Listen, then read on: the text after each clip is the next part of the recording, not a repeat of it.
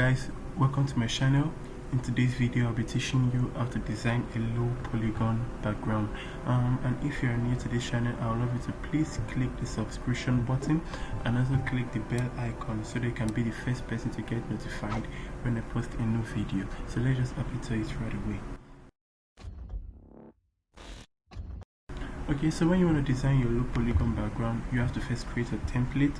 Now you come to File and Control N, or you click New, and please, I'm going to be using 7x4 and the measurement is in inches, so the width is 7 and the height is 4. Please, let's take notes of that. Okay, we click OK and we press Ctrl+O so that it can fit very well.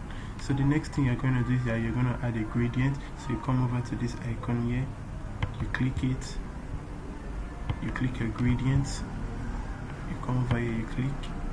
So I'm going to be working with something. Let me just choose a random gradient. Okay, I guess this is quite alright. So let me increase the brightness of this a bit. Yes. Okay, and let me darken this a bit. Okay, I guess this is very okay. Yes. So you make sure your angle is in 130, because I want the lighter side to be at the left hand side. So that's it. You click OK, and you come over here. You click this icon here. You create a new layer.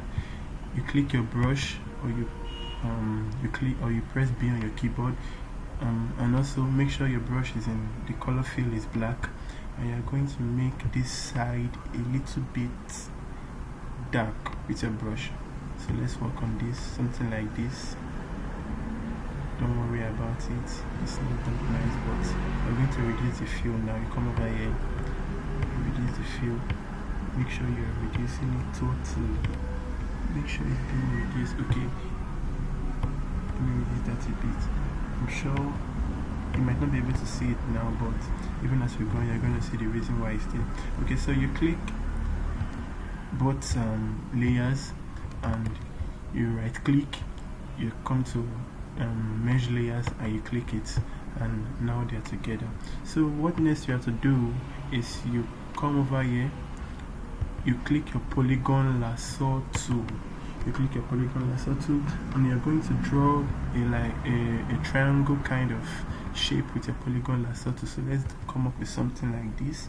Make sure it's a triangle, and when it comes together, you are going to have something like a moving line. So what you're going to do after you do that is for you to come to filter, then you come to blur, you click average, then for you to remove this kind of moving lines, for you to click Ctrl+D.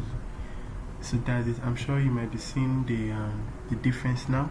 So you come over here, make sure they are in line, you draw another kind of triangle-like shape, you click it. Now please, I want you to watch this very carefully. Now, to save us the stress of going to blur and clicking average all the time, we're just come to this first the first thing you see when you click filter. This is your recent action took place in filter, sorry. So you click the Ctrl+F icon. Yeah, so for you to remove this kind of moving line, something is for you to press Ctrl+D. So take note, for everything you do, you have to be clicking Ctrl+F. Okay, so that's that. Let's move ahead again. Okay, Ctrl+F, Ctrl+D.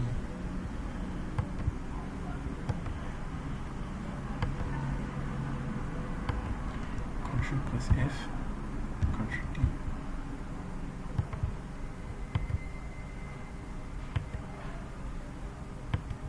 Ctrl+F, then Ctrl+D. So I'm going to speed this up a bit so that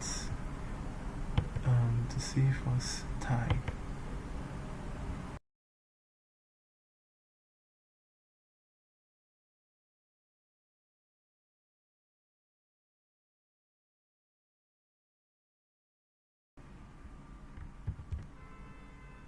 Okay, there is something I want you to take note of very quickly.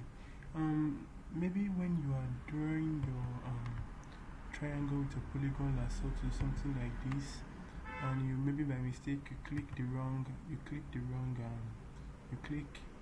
somewhere you never wanted to click, and you are not trying to, like, maybe having difficulties going back to where you came from, you can just click the backspace and it will go back. That's something I had issues with for quite some time. I hope that solves the issue. Okay, right about that. Okay.